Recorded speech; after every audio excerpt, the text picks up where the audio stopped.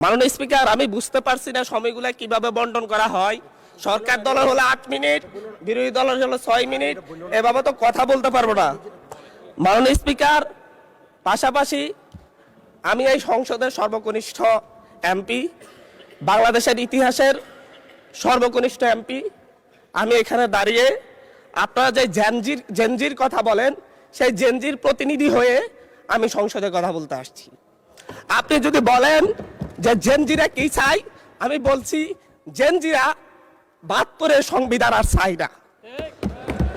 আপনি যদি বলেন জেনজিরা কি চাই, আমি বলতে এসেছি জেনজিরা এটাই চাই, স্বাধীনতার 30 বছর পরে জন্ম নিয়ে আমার মতো যারা সন্তানরা রয়েছে তারা কেন ভোটাধিকার পাই নাই, তার জবাব চাই। আমরা তো স্বাধীন বাংলাদেশে জন্ম নিয়েছি। মাননীয় স্পিকার, আমাদের কি ভুল ছিল? আমরা তো নতুন মানচিত্র পেয়েছি, আমরা তো নতুন পতাকা পেয়েছি, আমরা নতুন সীমানা পেয়েছি।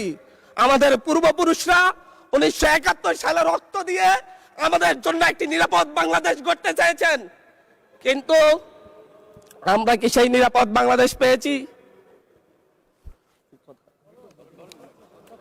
আমরা কি সেই নতুন বাংলাদেশ পেয়েছি? আমরা তো সেই নতুন বাংলাদেশ মাননীয় স্পিকার পাই নাই। 71-এ 30 লক্ষ মানুষ শহীদ হয়েছে, জীবন দিয়েছে, তাদের পরবর্তী সন্তানরা যেন নিরাপদ বাংলাদেশে ভোটাধিকার পায়, যেন রক্ষী বাহিনী না হয়, যেন ভোটাধিকার পায়, যেন আবার দুর্ভিক্ষ না হয়। কিন্তু আমরা কি দেখেছি? আমরা দেখেছি বাংলাদেশে দুর্ভিক্ষ হয়েছে। 1973 সালে ভোট চুরি হয়েছে। আমরা দেখেছি তার পরবর্তী সময়ে শহীদ প্রেসিডেন্ট জিয়াউর রহমান বাংলাদেশকে অর্থনৈতিকভাবে, রাজনৈতিকভাবে, গণতান্ত্রিকভাবে বাংলাদেশকে পুনরুদ্ধার করার জন্য উনি অটল ভূমিকা রেখেছেন। উনি আমার দ্বীপ হাতিয়াতে 3 বার গিয়েছেন। আমি যেদিকে তাকিয়েছি, আমার এই বেড়িবাঁধ কে করে দিয়েছে? মেজর জিয়াউর রহমান।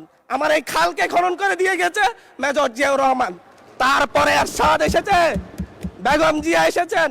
বেগম জিয়া আমার হাতিয়াতে 3 থেকে 4 বার গিয়েছেন, কিন্তু তারপর আমার হাতিয়ার ওই অঞ্চলের নদী ভাঙ্গন রোধ হয় নাই। ওই অঞ্চলের লক্ষ লক্ষ মানুষ ঘরবাড়িহীন ভাবে পড়ে আছে। আমি এই ইলেকশনে ভোট ডাকাতি দেখেছি। আমার গাড়ি বহরে হামলা করা হয়েছে।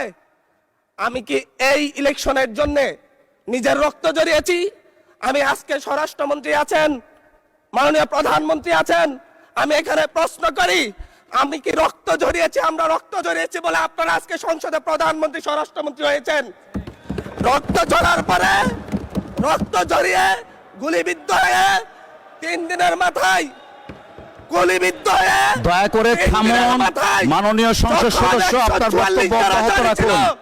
144 ধারার মধ্যে আবার নিজে গুলিবিদ্ধ পা নিয়ে বের হয়ে গিয়ে সংবাদ সম্মেলন করে বলেছি আবার রাস্তায় নামুন, প্রধান হতে হবে।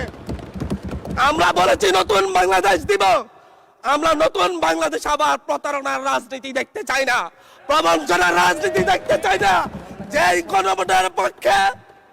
গণভোটের পক্ষে আমাদের মাননীয় প্রধানমন্ত্রী প্রচারণা চালিয়েছেন, যে আদেশের পক্ষে মাননীয় সরকার দলীয় সংসদ সদস্যরা প্রচারণা চালিয়েছেন, আজকে এখানে এসে কেন এটা নিয়ে আবার দীর্ঘ আলোচনা হতে হবে?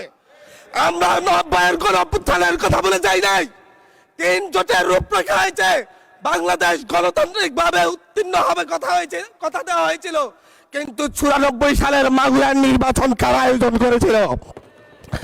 কারা 94 সালে মাগুরার নির্বাচন আয়োজন করেছিল? আজকে আবার এই সংসদে দাঁড়িয়ে আবার এমন একটা ব্যবস্থা নিয়ে যাচ্ছেন, আরেকবার যে মাগুরার নির্বাচন আয়োজন করবেন না, এর নিশ্চয়তা কে দিবে?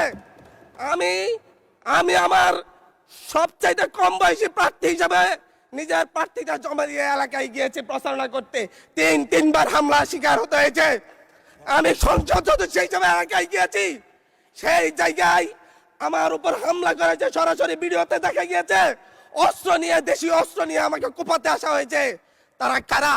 ওরা তো তারাই যাদের প্রত্যেকের হাতে বিএনপি দলীয় নেতা কর্মীদের রক্ত লেগে আছে, প্রাণ লেগে আছে। এই বিশ্বাসঘাতকতা মাননীয় স্পিকার, এই রাষ্ট্র আর সইবে না। আপনারাও সইতে পারবেন না। বিশ্বাসঘাতকতার মূল্য এই দেশে আবার দিতে হবে আপনাদেরকে। আপনারা যারা আপনাদের ভাইদের রক্ত জড়িয়েছে, খুন করেছে, খুনের মামলা আছে, তাদেরকে আবার পুনর্বাসিত করে আমাদেরকে খুন করার জন্য লেলিয়ে দিচ্ছেন। চট্টগ্রাম থেকে এক সাংগঠনিক নেতাকে পাঠিয়েছে অস্ত্র সহ আমাদের লোকজনের উপর হামলা করতে। ভোটের দিন সকালবেলা থেকে প্রত্যেকটা ভোট কেন্দ্রে অস্ত্র দিয়ে মহড়া দিয়েছে। 30টা ভোট কেন্দ্রে এনসিপির প্রার্থী, বিএনপি দুজন বিদ্রোহী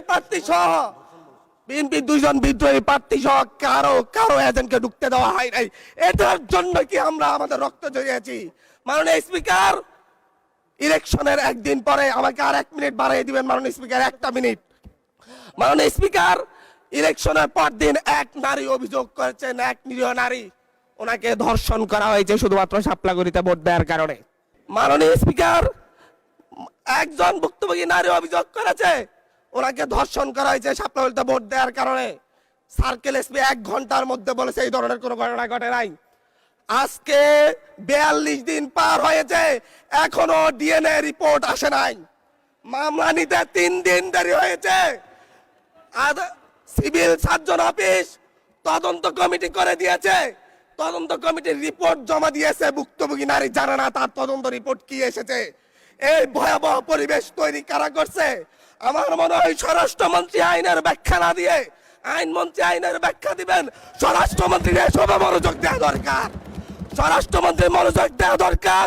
সারা দেশে কোথায় কোথায় সন্ত্রাসীরা রয়েছে সেই সকল সন্ত্রাসীদের তালিকা করে তাদেরকে বিচারের ব্যবস্থা করা দরকার।